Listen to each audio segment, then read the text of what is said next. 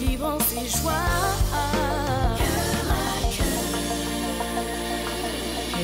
à cœur.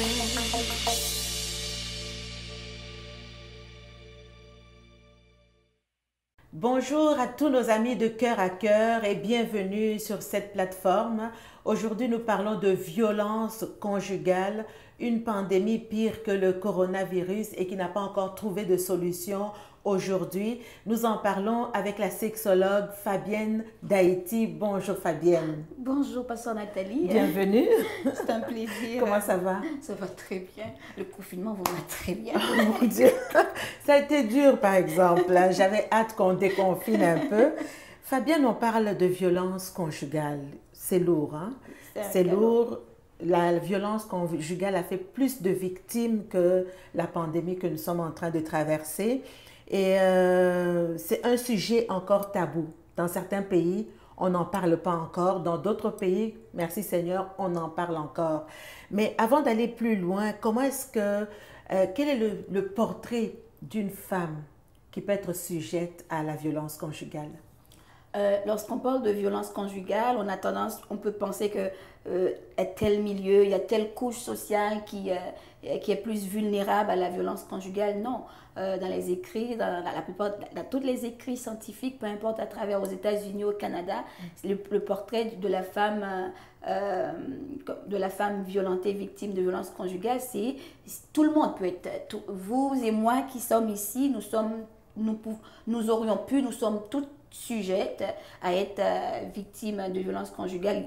La violence conjugale est un fléau qui ne fait exception de personne, ni de classe sociale, ni de religion, ni de culture. Donc c'est vraiment autant l'Occident, autant que l'Orient, riche ou pauvre, chrétien ou pas chrétien, on peut être tous sujets à la violence conjugale. D'ailleurs, si on regarde même dans les Écritures, ça commence pas d'aujourd'hui. Hein, la violence conjugale, ça vient de très très loin. Ça vient comme on en avait discuté au début. On a vu comme je veux pas non plus qu'on dise que voilà l'opinion que Fabienne d'Haïti a dit, mais si on peut scruter la Bible, on peut parler, on peut analyser des choses. Un exemple, ce que je disais souvent, c'est dans Esther. Comme par exemple, le roi Assuérus avait demandé à sa femme, à la reine Vasti, de venir la voir et pour qu'il puisse faire étalage devant tout son royaume, les rois, les invités, tout et tout. Et elle n'a pas voulu.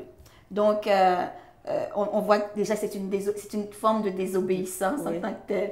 Et avec cela, il y avait comment on appelle ça, un édit du roi qui avait été signé pour être distribué dans toutes les provinces. Est-ce que c'est à partir de là qu'ils font en sorte que les femmes les hommes ont commencé à brimer, mater les femmes? Je ne sais pas vraiment, mais on peut en discuter. On peut en discuter. Donc, c'est présent, la violence est présente dans la Bible. On a des extraits de personnes qui ont été des femmes qui ont été violentées. Il y a toutes sortes de violences. Hein. On va revenir à ça tout à l'heure. Juste pour spécifier, je ne dis pas nécessairement c'était une forme de violence, mais je dis peut-être on parle de désobéissance. À cause de cette désobéissance, peut-être que à cause de cela est survenu beaucoup de brimades par rapport aux femmes. Mais des genres de violence en tant que telles, faites par rapport... C'est sûr, comme il y a des femmes qui ont été violées, brutalisées, agressées, un frère qui a agressé, et je pense que le fils de David qui a agressé sa sœur, tout et tout. Donc, il ne faut pas se cacher. Même dans l'Église, on peut retrouver... On peut se retrouver justement avec des cas de violence, d'agression. On va revenir tout à l'heure à ça, mais déjà des statistiques. Est-ce que tu as quelques statistiques sur la violence au niveau mondial? Exactement. Si on parle au niveau mondial, l'OMS, l'Organisation mondiale de la santé, nous dit que 30% des femmes à travers le monde, ça c'est celles qui ont déclaré leur cas à la police. Oui. 30% des femmes affirment avoir déjà vécu de la violence conjugale au sein d'une relation soit amoureuse, soit avec un conjoint, tout et tout, ou un petit ami ou avec lequel elles fréquentaient. Donc 30%. Et ça disait aussi, cette même organisation, 38% des cas de criminalité, de brutalité, c'est vraiment dans le cadre d'une relation conjugale. Donc 38% pas des meurtres, mais des agressions, vraiment des actes criminels sont commises sur des femmes par leur conjoint. Et ça, c'est des chiffres effrayants quand même, parce qu'on parle de 30%, 38% pour les cas déclarés. Exact, pour les cas déclarés. Les cas déclarés, voilà, en Occident, en majorité des cas. Exactement. Que dire de l'Afrique, que dire d'autres pays? Exactement. Là, comment je pourrais dire, j'ai beaucoup de statistiques. Comme je me rappelle quand j'étais dans mon cours, puis j'ai dit, cette feuille de statistiques est effrayante. Même quand ça date un exemple des années 90, mais il faut pas penser que ces statistiques ont diminué. Et justement, dans le cas dans cette pandémie qui subsiste encore, si on parle des personnes âgées qui sont vulnérables à la maladie, mais à la violence conjugale, les femmes sont encore plus vulnérables puisque l'aide, si c'était difficile justement d'avoir de l'aide, de crier à l'aide parce que justement tout le monde, il y a de la distanciation. Je ne dis pas nécessairement que les maisons d'hébergement étaient fermées. Je ne sais pas, j'ai pas pu appeler pour savoir c'est quoi les statistiques. Est-ce qu'il y a eu plus d'appels à l'aide? Est-ce qu'il y a plus d'appels au secours par rapport à cela? Peut-être que c'est quelque chose à vérifier. Mais on a entendu parler justement de ça quand cette période de confinement, les agressions avaient malheureusement augmenté. Et bon, il y a la peur de sortir. Donc cette femme qui pourrait demander de l'aide, mais comme il y avait les mesures barrières, il y en a eu qui ont eu peur finalement de se faire contaminer. Exactement. On sait que déjà la femme vit beaucoup, les femmes violentées vivent déjà beaucoup des sentiments de honte, de culpabilité, beaucoup de peur par rapport à comment je pourrais dire, à la violence qu'elles vivent. Et avec cette pandémie, la peur de sortir et la distanciation, donc j'imagine ça devait être terrible, difficile, très difficile pour ces femmes. Très difficile pour les femmes et les enfants, malheureusement. Exactement. Comment est-ce qu'on peut définir la violence conjugale pour ceux qui nous regardent? Parce que, Fabienne, pour certains, ils peuvent être violentés sans savoir que c'est de la violence conjugale finalement. Comment est-ce qu'on peut définir la violence conjugale? La violence conjugale, on va aller tout simple pour qu'on puisse le comprendre simplement. C'est tout acte porté vers la femme qui porte atteinte à son intégrité physique. Lorsqu'on parle d'intégrité physique, psychologique, c'est toute parole humiliante, des cris, des menaces, toute forme de menace, d'intimidation, toute atteinte à l'intégrité physique, des coups, se faire frapper, taper avec des ceintures. Il y a des femmes qui se font frapper comme un enfant avec des ceintures, il y a des individus, des hommes, des maris qui vont utiliser tout objet qu'ils trouvent sous la main. Ça peut être une bouteille, ça peut être... J'ai vu quelque chose hier, hier soir, ça t'amène à un sentiment de révolte. Un monsieur qui battait sa femme avec le fer à repasser, mais d'une manière, je ne sais pas qu'est-ce qu'elle avait fait. Il y avait quelqu'un qui filmait ça. C'est insoutenable. Exactement, exactement. Quand on parle d'atteinte à l'intégrité physique et les actes qui sont portés vers les femmes, ça peut être tout ce que l'autre trouve à sa portée et qu'il le lance, qu'il le frappe sur la femme. Tout ça, c'est des formes de violence. Dénigrer ce que tu portes, dénigrer ce que tu dis, te rabaisser, te diminuer. Tu fais à manger, regarde, la nourriture peut être brûlée, bon, regarde, c'est pas grave, on passe à autre chose. Déjà, quelqu'un qui te fait à manger, c'est que la femme prend soin de toi. Que la nourriture n'est pas comme celle de ta maman. Si, regarde, c'est pas ta maman, c'est correct. Exactement. Il n'y a aucune raison pour diminuer, pour blâmer, pour humilier l'autre. Donc, tout acte aussi petite, banale que ce soit, et quand c'est répété.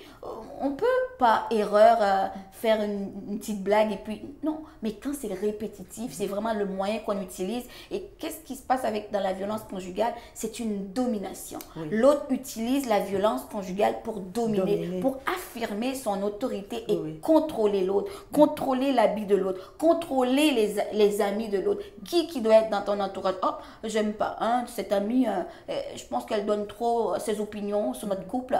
On la veut pas. Je pense que l'autre est assez grande pour prendre ses décisions. Donc, c'est vraiment toutes ces façons qui sont très, des fois, la jalousie. Des fois, on peut penser la jalousie, c'est une preuve d'amour. Non, c'est un contrôle. C'est un esprit de contrôle exercé sur l'autre pour s'affirmer. Donc, toutes ces petites choses, déjà en partant, lorsqu'on parle de violence conjugale en tant que couple, mais les jeunes aussi, c'est quelque chose qu'ils doivent comprendre. La jalousie, c'est pas une preuve. Exactement. Il faut leur apprendre ça très tôt.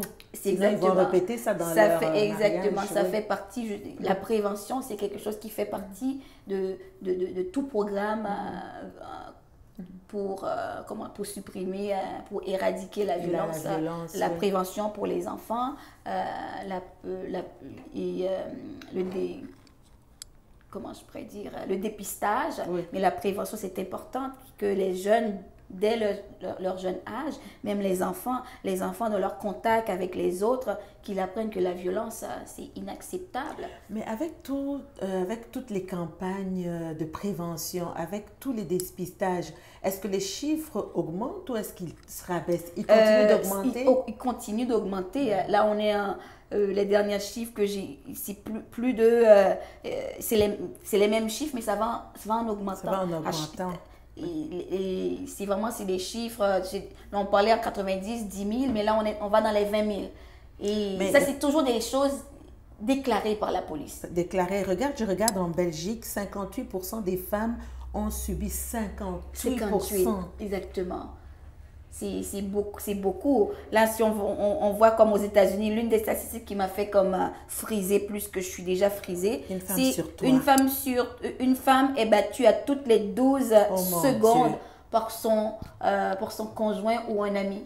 À toutes les 12 secondes. En ce moment où on parle, ça fait plusieurs femmes qui ont été battues. Donc, il y a au Mexique, les chiffres seront une femme sur 4 a été victime. C'est au Mexique. Au Chili, une étude indique que 80% des femmes ont subi des abus physiques, sexuels de la part de leur partenaire, de leur conjoint. 63% rapportent être régulièrement violentées. Ça, c'est au Nicaragua, 40% des hommes battent régulièrement leurs femmes aux compagnes. En Afrique du Sud, une femme sur 6 est battue régulièrement par son partenaire. Et on parle au Bangladesh, à Bombay, en Inde, la plupart des femmes sont violentées, battues pour une question reliée à la dot. Donc, moi, ce que je veux vraiment dire aux femmes, c'est que vous n'êtes pas seul dans votre coin, de ne pas rester seul, de ne pas vous sentir coupable, de ne pas vous sentir coupable aussi, de ne pas chercher des raisons pour diminuer l'acte vécu, pour déresponsabiliser l'autre, de ne pas prendre la responsabilité sur soi, parce qu'il y a beaucoup de mythes qui peuvent faire en sorte que les femmes vivent la violence. Non. Exactement, on va revenir à ça. Oui. On va revenir à ça tout à l'heure. Tout à l'heure, tu parlais des formes de violence, la violence physique, psychique, la violence psychologique, matérielle aussi. Exactement, la violence matérielle, c'est vraiment privé, vraiment, c'est plus économique, c'est vraiment privé de la femme au niveau financier, des ressources financières dont elle a besoin, vraiment pour le garder justement sous son contrôle, sous la domination. La violence sexuelle. La violence sexuelle, c'est vraiment fort, même quand on est marié, uni par les liens du mariage devant Dieu, devant les hommes, la femme a quand même autorité sur son corps lui appartient, elle doit le donner, c'est à elle de dire quand et où elle la veut Bible dit que le corps de la femme appartient au mari et vice-versa. si vous, donc pour ceux qui nous regardent, qui peuvent dire, mais là, Fabienne, qu'est-ce que vous dites? Parce que Dieu a dit, le corps de la femme appartient. C'est une question de, il y a toujours une question de réciprocité. Mon corps, je l'aime, il m'appartient, donc je te le donne. Tu vas faire à mon corps ce que tu aimerais qu'on te fasse à toi. Mais c'est comme un bon usage. Mais il ne faut pas utiliser la parole à double sens quand ça fait notre affaire. Dieu n'a jamais dit qu'il faut battre, qu'il faut dominer. Non, on domine sur les animaux. On domine sur les bêtes. Pas sur les humains. Pas sur les humains. Pas sur les Et puis humains. c'est une question d'amour. Exactement. Parce que la base, c'est l'amour. La base, c'est l'amour. Parce que quelque part, la violence, tu ne peux pas dire que tu aimes quelqu'un et que tu la violentes. Partons du principe que tu aimeras ton prochain comme toi-même. Mais c'est sûr, comme surtout, ce qu'il faut comprendre, il y a beaucoup de stéréotypes, dans le sens que lorsqu'on pense à la femme, on pense à la soumission. Lorsqu'on pense à l'homme, on pense à la domination. Et on peut même utiliser la Bible pour dire, Dieu a dit, il faut que l'homme ou la femme obéisse comment je pourrais dire, se soumette à l'homme. Oui, comment je pourrais dire, je n'ai pas de théologie à faire là-dessus.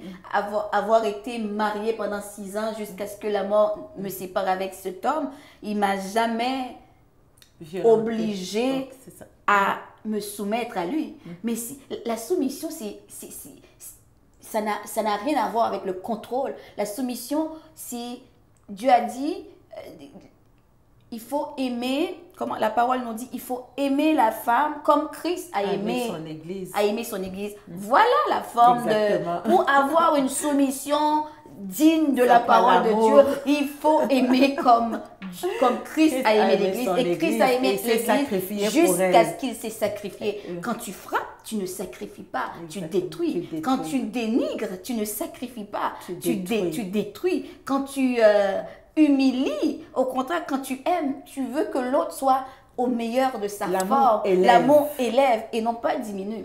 Donc on a... C'est ça. J'aime bien ça, l'amour élève. L'amour ne détruit pas, ne diminue pas.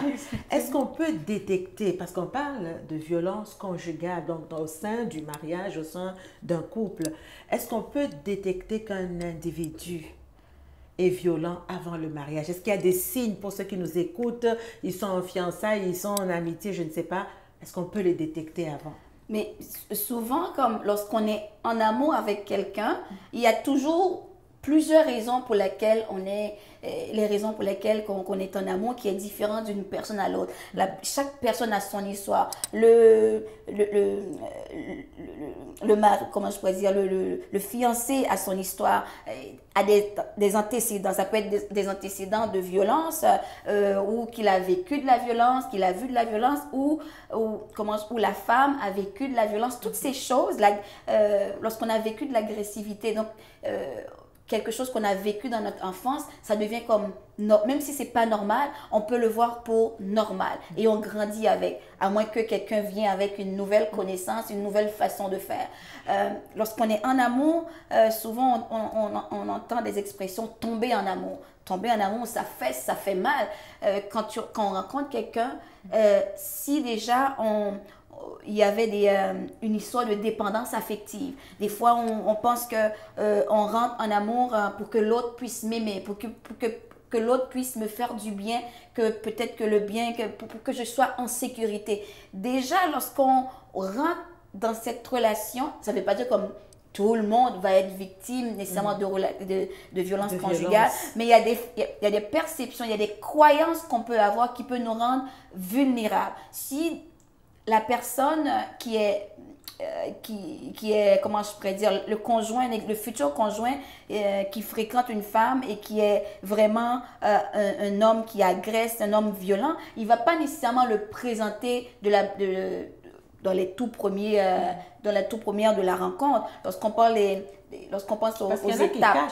Exactement, c'est tout le monde. Dans le sens que dans les étapes d'une relation amoureuse, on veut tous se montrer sur le meilleur jour. Oui. Donc, quand on rencontre quelqu'un, qu'il soit violent ou pas violent, on ne pourra pas le savoir. Donc, c'est vraiment avec le temps. Donc, si on prend le temps de prendre des conseils, si on prend le temps, ok, on a vu ce que l'autre m'a dit, qu'il est gentil, qu'il est parfait, il me fait aux petits soins. Si on se donne du temps, on va finir par voir que la personne il y a des petits, il y a des signes avant-coureurs. Et il peut avoir une sorte de jalousie.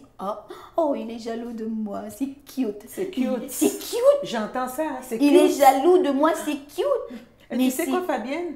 Dans certaines contrées, quand le mari ne te frappe pas, c'est comme, il y a quelque chose qui manque, il y a du piment qui manque dans le couple. Mais c'est tous des petits signes avant-coureurs de la violence. L'autre t'accapare. Je vais donner un exemple. Quand je ne dis pas que c'était de la violence, j'ai jamais vécu d'acte de violence. Des fois, il y a de la jalousie qui peut se déclarer et on l'accepte dès le départ parce qu'on trouve ça cute, on se fait désirer par l'autre. Je me rappelle une fois, je devais aller à l'université. On n'est pas mariés. Oh, regarde, quand on n'est pas marié, j'ai pas nécessairement des comptes à rendre à personne. Oui. Donc, je devais aller à l'école, faire des travaux en groupe. C'est tellement dur. Et l'autre, à 4-5 heures, c'est là que j'ai eu le temps de l'appeler. Là, il éclate. Comment ça, tu m'as pas appelé? Non. Ça se peut que j'ai oublié, mais c'est pas voulu. Exactement. Donc, j'arrête. Pour moi, c'est une façon. Tu peux arrêter ce cycle. On arrête ce cycle de jalousie. Regarde, je sais pas c'était quoi, mais ça, avec mon mari, ça ne s'est plus jamais reproduit. Ok, ça se peut que je t'oublie, mais dans ce cadre-là, on était fiancés. Regarde là, j'ai pas fait exprès. Pardonne-moi, puis on passe à autre chose. Donc, des fois, c'est des petites choses comme ça qui se présentent dès le départ. Puis on trouve ça mignon parce qu'on se fait désirer. Oh, c'est cute. Hein? On se fait désirer. C'est bon, ça remonte notre estime de soi. Mais non, c'est faux. Ces petites choses, ce qu'on pense, c'est la jalousie, c'est cute, le fait qu'on se fait désirer par l'autre, c'est des petits signes. Ça ne veut pas dire comme l'homme est nécessairement violent, mais juste vérifier. Oui. Et vérifie pour voir, pour aller creuser. Donc, de poser les bonnes questions. Des fois, si on pose les bonnes questions à la personne, elle va nous le dire. Elle va se dévoiler. Elle va se développer. Tu parles du temps parce que le temps finit par dévoiler la personne. Mais le temps, comment je pourrais dire, lorsqu'on va parler la spirale, comment on appelle ça, les phases, les cycles, l'escalade de la violence, l'escalade de la violence, il y a un exemple. Il y a un climat de tension. Imagine que quelqu'un se fréquente en ce moment, il y a un climat de tension. L'exemple que j'ai donné tantôt, tu es en retard, tu ne m'as pas appelé toute la journée, qu'est-ce qui se passe? C'est déjà un prétexte pour que justement cette jalousie, la violence puisse décréter. Ce n'est pas nécessairement une violence physique, mais ça peut être juste le fait que la personne te dit, mais tu ne m'as pas appelé, c'est comme une sorte de... Mais ça peut ne pas être une offense. Dans quel sens? Dans le sens qu'il y en a dans la maison de certains, il faut qu'on rende compte naturellement de ce qu'on fait. Je veux savoir où est-ce que tu es, sans pour autant être un esprit de contrôle. Exactement. Non, là, je parlais comme dans le cadre d'une fréquentation amoureuse, dans le sens qu'on parlait du temps. Donc, pour comprendre que si cette chose est arrivée maintenant, ok, quand on est marié, c'est différent. On ne peut pas sortir comme ça. Il faut quand même dire, il faut rendre compte un petit peu à l'autre. Ok, je serai pas là. Si tu m'entends pas, ça c'est différent. Mais là, dans la violence conjugale, il y a comme des phases. Il suffit qu'il y ait un petit moment déclencheur, n'importe quel moment déclencheur, élément déclencheur, pour faire sortir l'autre de ses gonds, pour faire sortir la violence qui est déjà là. Et il y a comme une tension. Il y a quelque chose. Il y a une situation qui est passée, soit de la part de la femme, ou soit de la part de l'homme. Il y a une tension. Et cette tension, ça met tout le monde sous le branle-bas. Donc, ça fait en sorte que la femme a peur.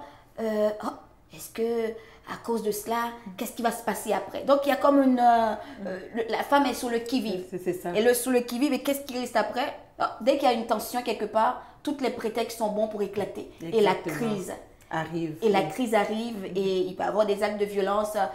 Des fois, c'est frapper sur le mur, puis très fort pour intimider l'autre. Et des fois, c'est frapper l'autre, une gifle, un coup de poing.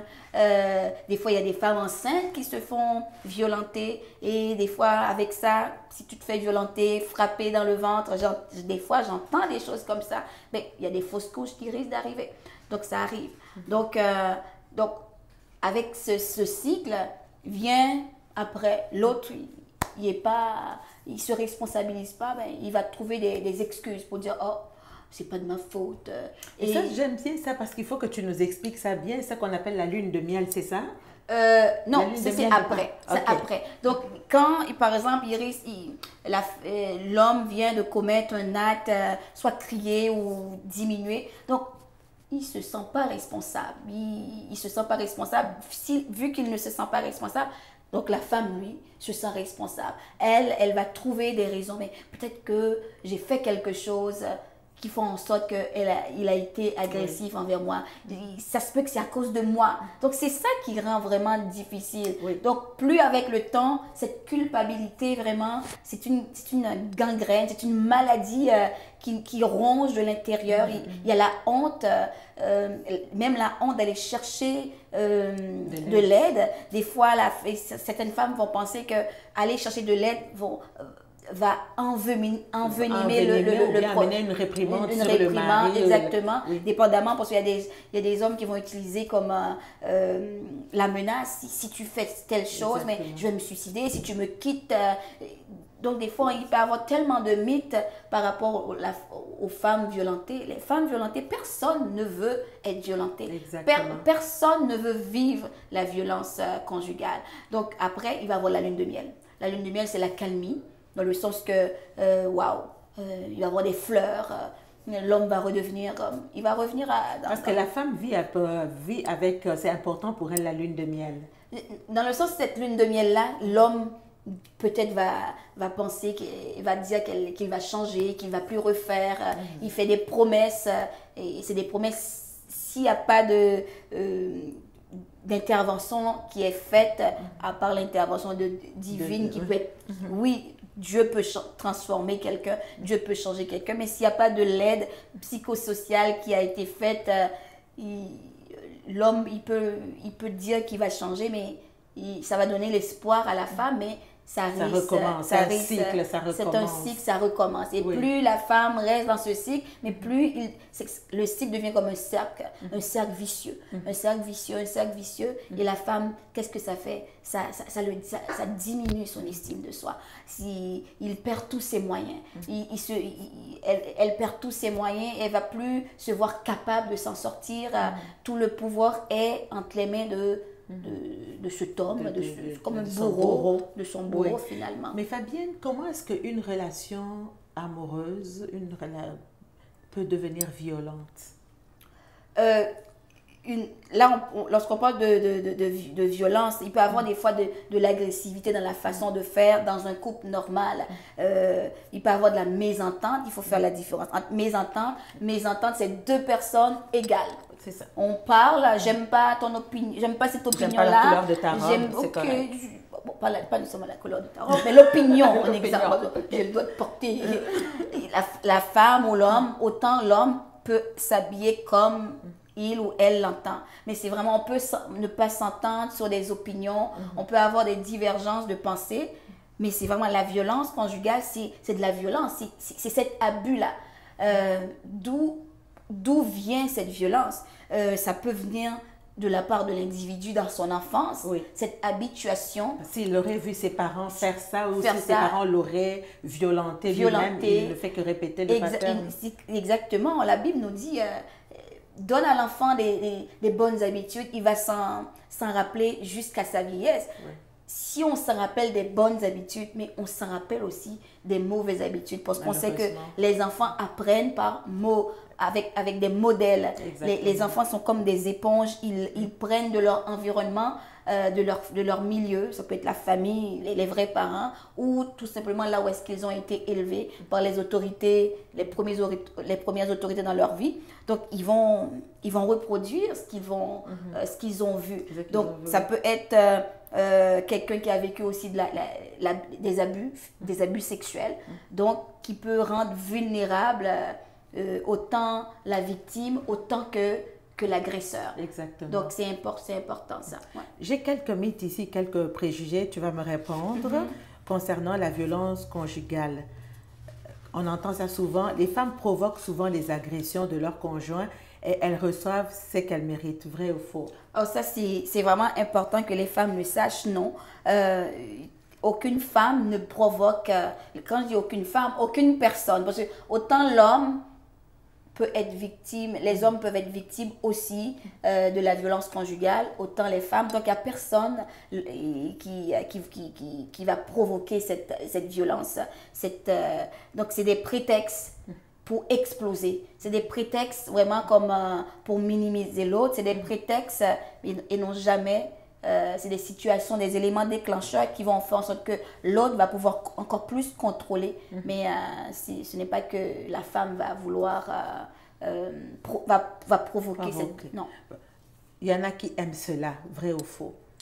Il n'y a aucune femme, personne ne veut être violentée. Ne veut être violentée. Mais il y a des cas, comme je te dis, Fabienne, des femmes qui disent que quand elles ne sont pas violentées dans certaines cultures, il manque du piment dans le foyer. Mais justement, comme des fois, surtout pour les jeunes, c'est sûr que c'est étrange, c'est des croyances. On peut avoir des croyances, des distorsions cognitives. Oui. Donc, des distorsions cognitives, c'est des choses qui sont distorsionnées. C'est ça, c'est renversé. C'est renversé. Il y a du bleu, mais on voit blanc, mais c'est du bleu. C'est une maladie alors ça. C'est une maladie. C'est pas normal. Donc, c'est pas normal. Il faut vraiment, surtout les jeunes qui sont sur Internet, j'avais vu une jeune femme. Oui, cette vidéo a circulé. Mais si je sais pas si je pense que c'est en France, en Europe, si mon copain ne me donne pas des baffes, je le respecte pas. Non, c'est une distorsion. Ça peut même aller à une maladie. Laquelle? Est-ce que c'est du masochisme? Non, il n'y a aucune femme qui est masochiste. Ça revient à mon autre question tout à l'heure, à mon autre mythe. Les femmes qui restent avec un conjoint violent sont masochistes. Non. Donc, encore une fois, c'est faux. Donc, c'est sûr, il faut comprendre, comme on avait parlé tantôt, il y a tout. C'est très complexe. Hein? Lorsqu'on vit dans une relation amoureuse, qu'est-ce qui fait que la femme violentée reste dans cette relation? C'est pas parce qu'elle est masochiste.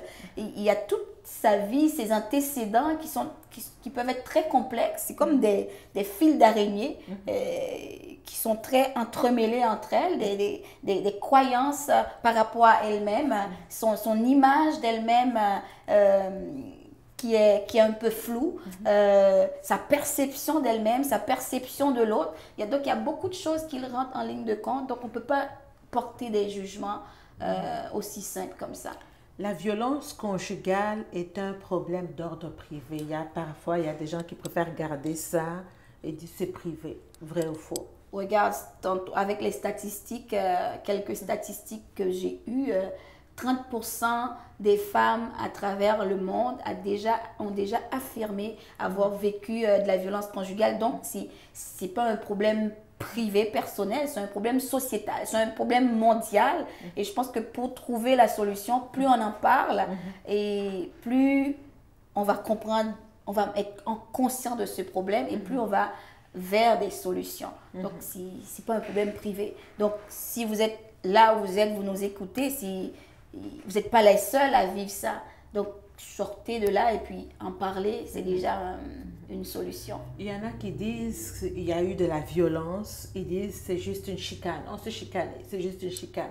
Est-ce que la violence est une chicane, une simple chicane? Il ne faut pas banaliser. Non, exactement. Il ne faut pas banaliser parce qu'on avait dit tantôt bien, une chicane dans une relation conjugale, amoureuse, c'est une mésentente, un désaccord entre deux personnes. Exactement. Qui peuvent à tour de rôle donner leur opinion à deux personnes égales.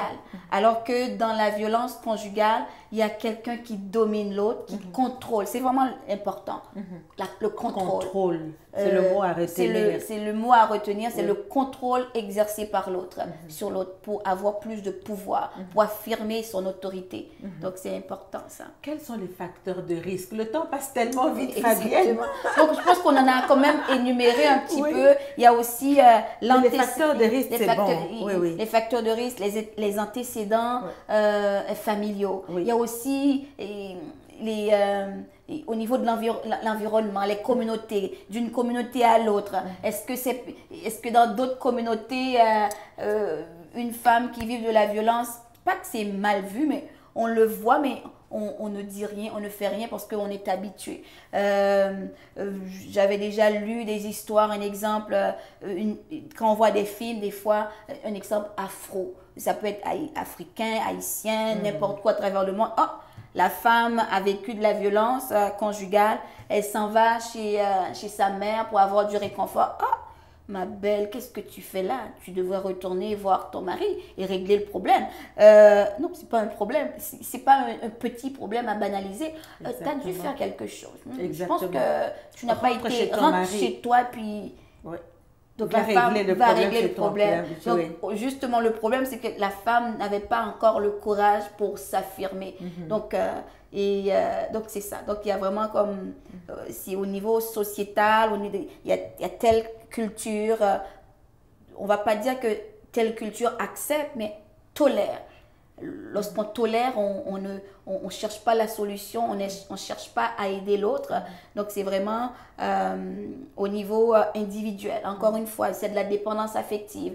En plus, avoir vécu de la violence conjugale, avoir vécu des abus sexuels, ça peut être comme un mélange pour rendre vulnérable une femme et vivre de la violence conjugale. Il y a des conséquences graves. La violence, là, elle a des conséquences sur la famille, sur les enfants, sur la société, dans tous les domaines. Exactement. Pour la femme, la femme, un exemple, qui va vivre la violence conjugale, va porter à s'isoler. Va porter à s'isoler parce qu'elle a honte, parce qu'elle a peur de se faire juger, de se faire critiquer. Est-ce qu'on va me croire?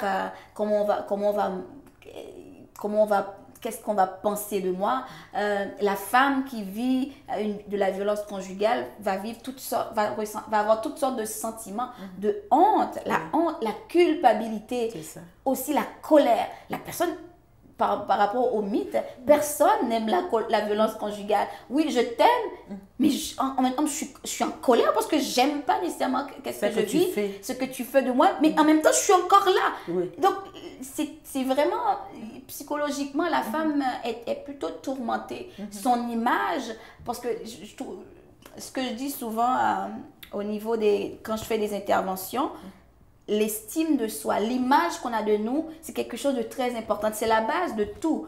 Donc, l'image que la femme a d'elle-même, c'est une image qui est brisée.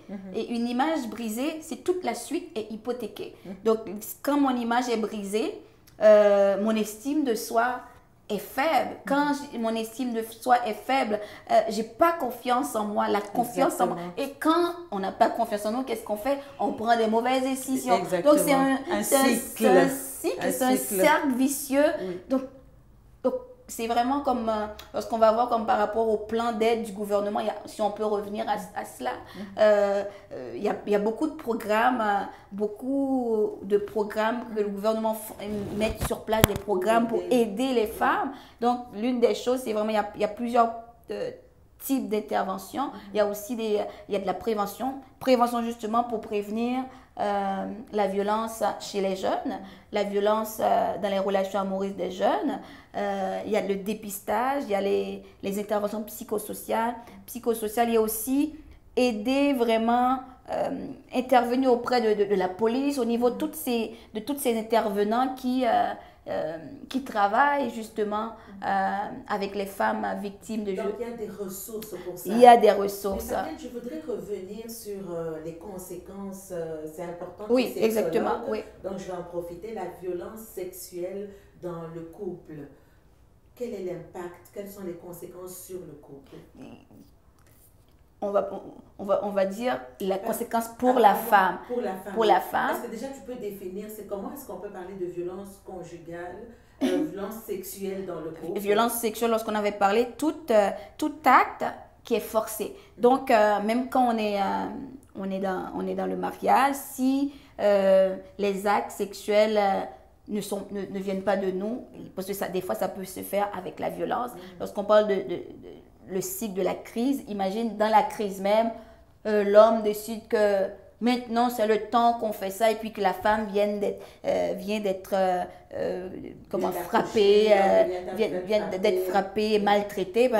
ben là, c'est le temps. Ben, on le fait et puis contraindre l'autre à avoir des relations sexuelles, contraindre l'autre à faire ce qu'elle ne veut pas, ou même des fois à se faire du mari, même des fois à regarder des choses pornographiques ou qui est contre son gré, c'est de la violence sexuelle. Et qu'est-ce que ça fait?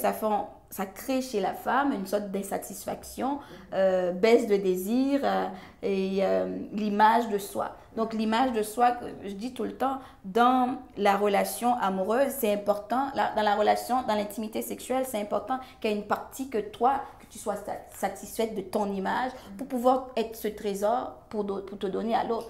Mais si tu ne te vois pas comme ce trésor, tu peux pas te donner à l'autre. Donc, il y a de l'insatisfaction sexuelle. Donc, pour l'homme, est-ce qu'il est satisfait ou ça, j'ai pas d'études en tant que tel. C'est sûr, comme, vu que c'est lui qui domine, ça se peut qu'il tire son plaisir. Exactement.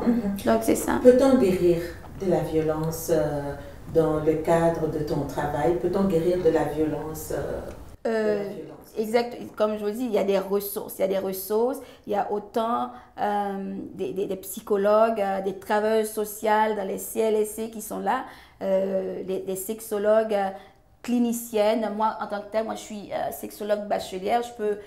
J'ai pas encore vraiment, comment je pourrais dire, eu dans mon cabinet des femmes qui ont vécu de la violence conjugale, mais en tant que telle, mais il y a toujours si quelqu'un a envie de parler, c'est déjà une bonne chose, parler, au moins sortir, pour sortir de l'isolement, c'est déjà une bonne chose. Donc, il y a des ressources, il y a plein de ressources, il y a des maisons d'hébergement, et ce qui se passe aussi, je me rappelle, j'avais fait un travail à l'université, ce qui se passe quand les femmes n'ont pas nécessairement de ressources, elles vont aller dans les maisons d'hébergement. Et ce qui se passe, elles vont retourner malheureusement dans le milieu, dans le foyer, dans le but que l'autre change avec un peu d'espoir. Parce qu'on veut changer la personne. Et finalement, nous, on n'a pas la capacité de changer la personne. Dans notre cas, nous sommes des chrétiens, des enfants de Dieu. Le Saint-Esprit seul a la capacité de transformer. Et aussi, pendant que vous disiez ça, il peut aussi avoir le contrôle. Lorsqu'on parle de contrôle sur l'autre, ça peut être aussi des contrôles de ne pas exercer sa religion. Ça, c'est important. On peut être chrétienne et vivre de la violence conjugale parce que l'autre nous interdit d'aller à notre culte, l'autre nous interdit d'aller à notre réunion. Là, je ne parle pas, des fois on peut faire des abus. En tant qu'exemple, je ne parle pas dans le cas, on utilise l'église, les réunions comme excuse en tant que femme. Non, je ne parle pas de cela. Je parle vraiment l'homme interdit à la femme d'exercer sa spiritualité, de faire ce qu'elle aime. Ça peut être la spiritualité, ça peut être un loisir, ça peut être autre chose. Ça peut être lui interdire d'aller à l'école, de prendre Exactement. des cours. Donc, ça peut toucher plusieurs points. Il y a des ressources dans la parole de Dieu. Je pense aujourd'hui à celles qui sont en Afrique, qui n'ont pas forcément le CLC comme ici, qui n'ont pas forcément une organisation. J'espère qu'il y en a dans certains pays. On a vu les statistiques en Inde, en Afrique, un peu tous ces endroits-là. Mais j'espère que la personne, tu peux rechercher une ressource, une personne de foi, une personne à qui tu as confiance. Surtout ne pas s'isoler, ne pas s'enfermer, continuer à vivre le martyre. Et je ne vais pas aller sur ces terrains-là, mais il faut quand même qu'on en parle. Il faut chercher de l'aide. Exactement, il faut chercher de l'aide, quelqu'un qui nous écoute. Parce que déjà, comme pour sortir, parce que quand il y a une tierce personne qui nous écoute, qui va nous écouter sans jugement, c'est déjà une bonne chose. Donc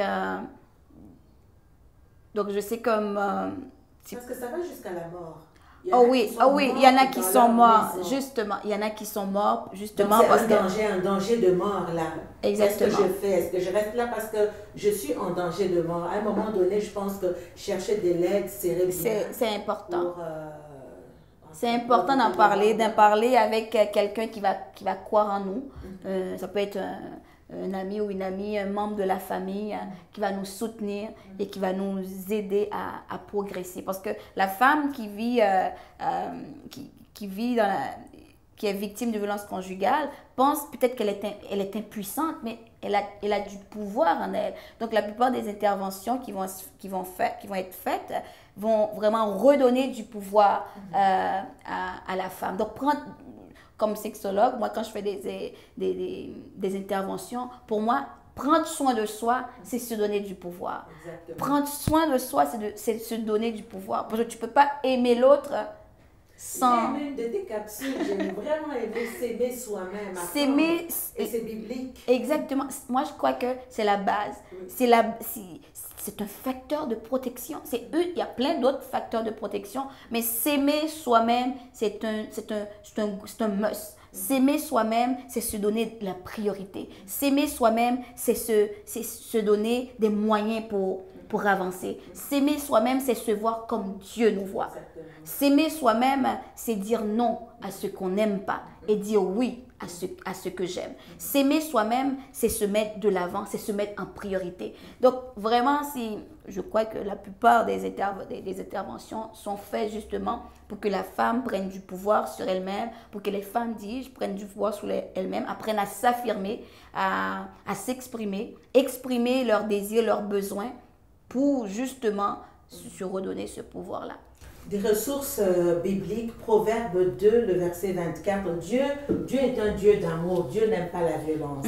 Dieu construit, il ne détruit pas. Il construit ses enfants. Le Saint-Esprit est là pour construire, pour bâtir, Exactement. Pour élever. Exactement. Élever. Même quand on parle d'éducation, on parle d'élever un enfant, c'est de l'amener de position basse à position élevée. Proverbe 22, le verset 24 à 26. Ne fréquente pas l'homme colérique, ne va pas vers l'homme violent. Tu risquerais de t'habituer à ses sentiers et il deviendrait un piège pour toi. Exactement. Le piège, quand je vois ce verset, c'est comme le cycle de la violence. C'est pas facile de sortir du cycle de cette de la violence-là. Mais il y a des signes avant-coureurs. La Bible nous dit, dès que tu vois la violence, tu n'es pas marié, peu importe. Tu cours, mais pars, fuis. Il faut fuir un homme violent même dès le départ. À moins, il n'y a pas de à moins, je pense, excusez-moi. Il faut fuir parce que la Bible nous dit, il y a une personne sage que j'aime beaucoup qui dit, on peut apprendre de l'expérience, de la sagesse ou de l'expérience.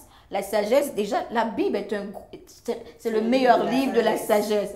Mais on peut aussi vivre de l'expérience vécues douloureuses, les expériences sont douloureuses. Donc, c'est vraiment, on peut regarder autour de nous, écouter les conseils des autres personnes. Des fois, on fréquente quelqu'un et puis, mets au défi la relation. Mets au défi la relation. De ne pas tout mettre beaucoup de personnes pour te dire quoi faire, mais mets au défi, mets cette relation à l'épreuve. Le temps est la meilleure épreuve dans une relation. Parce qu'avec le temps, tout se met à découvert. Les bonnes qualités qu'on s'est présentées au début finissent par tomber. C'est ça. Donc, après, on voit la vraie personne. Et souvent, ce que je dis, c'est qu'on a cette image de la relation amoureuse. On tombe en amour, on vient, on rentre dans l'amour. C'est comme si c'est des papillons, on est aveugle. L'amour rend aveugle, mais le mariage, peu importe, ou la relation sérieuse, t'ouvre les yeux. Mais avant de recouvrir les yeux, recouvre les yeux dans la fréquentation.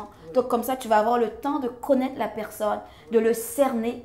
Et puis de décider si oui ou non. Parce que il y a beaucoup de... J'aime écouter beaucoup de discours par rapport aux relations amoureuses. Si tu n'as pas encore connu les pires défauts de ton partenaire, c'est qu'il y a un problème. Ses pires faiblesses, tu dois les connaître. Si tu ne les connais pas, c'est dur. C'est comme si tu vas te marier avec l'homme le plus parfait. Mais si l'homme est parfait, mais toi, ça va te rendre coupable de ne pas être parfait comme lui. Mais malheureusement, le temps finit par nous dévoiler le vrai visage des personnes. On a largement débordé. C'est un sujet sujet profond. Oui, exactement. C'est un problème, un fléau qui détruit les personnes, qui détruit les familles, qui détruit les enfants, qui peut même détruire les générations. Qui détruisent les générations. Après, si on ne prend pas garde Exactement. à éradiquer ce fléau, ça passe par la prévention. Il y a la prévention, ça passe oui. par confronter le problème, Oui. ne pas laisser le cycle continuer. Mais il faut arrêter. J'aime bien ce que tu disais tout à l'heure. Ton mari à l'époque, donc vous étiez encore en fiançailles. Tu dis non, ce n'est pas par mauvaise volonté que je n'ai pas appelé. Donc, il faut prendre le temps de mettre les points sur les i Oui. pour arrêter ce cycle de violence. Dire non, ne pas se laisser aller dire non. Il y a beaucoup de choses à dire dessus, Fabienne, énormément de choses. Il y a un autre verset qui m'interpelle, Proverbe 15, le verset 18. Un homme violent excite les querelles, mais celui qui est lent à la colère apaise les disputes. Donc, on peut voir les signes. Il y a les signes qui ne trompent pas. Quelqu'un qui fait de la querelle pour rien. Mais il y en a un autre qui apaise. Exactement. Qui apaise, un homme de paix. On peut voir la différence entre un homme de dispute, de querelle et un homme de paix. Et la Bible nous parlait de cette femme, vaut mieux être sur le toit de la maison que dans la maison d'une femme querelleuse. C'est la même chose. Oui, exactement. Aussi. Oui. Il y a des femmes querelleuses. Là, c'est sûr qu'on parle de violence conjugale parce que justement, la plupart des actes de violence, 80% des actes de violence sont faits envers les femmes, par leur conjoint. Mais ça ne veut pas dire que les hommes ne vivent pas. Peux-tu nous toucher un petit point avant qu'on finisse? La violence conjugale, ce ne sont pas seulement les femmes, mais il y a des hommes qui sont victimes également de violences conjugales, qui ont du mal à aller chercher de l'aide. Et il y en a qui se suicident parce que justement Exactement, avec les stéréotypes, les hommes sont supposés d'être forts, dominants, avoir du leadership. Comment se faire agresser, violenter par une femme? De la même façon qu'une femme peut se faire violenter, agresser par son conjoint, mais de la même façon. On le retrouve aussi des hommes victimes de violences conjugales. Mais c'est vraiment qu'est-ce que je dis à ces hommes, de ne pas avoir peur, de ne pas avoir honte, de ne pas se sentir coupable, de ne pas correspondre aux stéréotypes de la société, mais vraiment d'aller demander de l'aide. On ne va pas vous fermer la porte, on ne va pas vous rire en pleine face. Je pense que vous allez trouver de l'aide, il faut en parler. C'est une question de vie ou de mort parce qu'il y en a plusieurs qui sont passés. Là où vous vous trouvez, cherchez de l'aide. De l'aide, premièrement, nous en tant qu'enfants de Dieu, on cherche de l'aide. D'abord, la Bible nous donne ces solutions-là. Si tu es en danger, mets-toi à l'abri. Je le dis, on se met à l'abri. Parfois, une séparation est nécessaire. Je ne parle pas de divorce, mais je parle au moins de se mettre à l'abri, le temps de trouver une solution pour le couple. Recherchez, allez dans la prière, priez le Seigneur et recherchez également de l'aide dans le séculier. Il y a de l'aide disponible, les CLC sont là, les ressources sont là. Allez rechercher de l'aide. C'était tout pour aujourd'hui, Fabienne. On a essayé de faire ce qu'on pouvait faire aujourd'hui. Merci beaucoup d'avoir été là. Ça a été un plaisir. De ton temps. Ça a été un plaisir. C'est toujours un plaisir de t'avoir. Alors, tu es plein de ressources. Tu es une bonne ressource pour nous. C'est un plaisir de t'avoir avec nous. Merci d'avoir été là. Vous avez des questions. Il y a le site de Fabienne qui est sexologue. Fabienne d'Haïti. Fabienne Charles d'Haïti. Fabienne d'Haïti, sexologue. Et ma page Facebook, c'est mon corps. Oui, c'est mon corps. Donc, vous pouvez poser vos questions sur le site de Fabienne, sur mon site également, Facebook Cœur à Cœur. Posez-nous vos questions. Nous allons faire de notre mieux pour vous apporter l'aide qu'on peut vous apporter dans la prière et dans les conseils également. Merci beaucoup d'avoir été là et à très bientôt pour une prochaine émission. Que le Seigneur vous bénisse.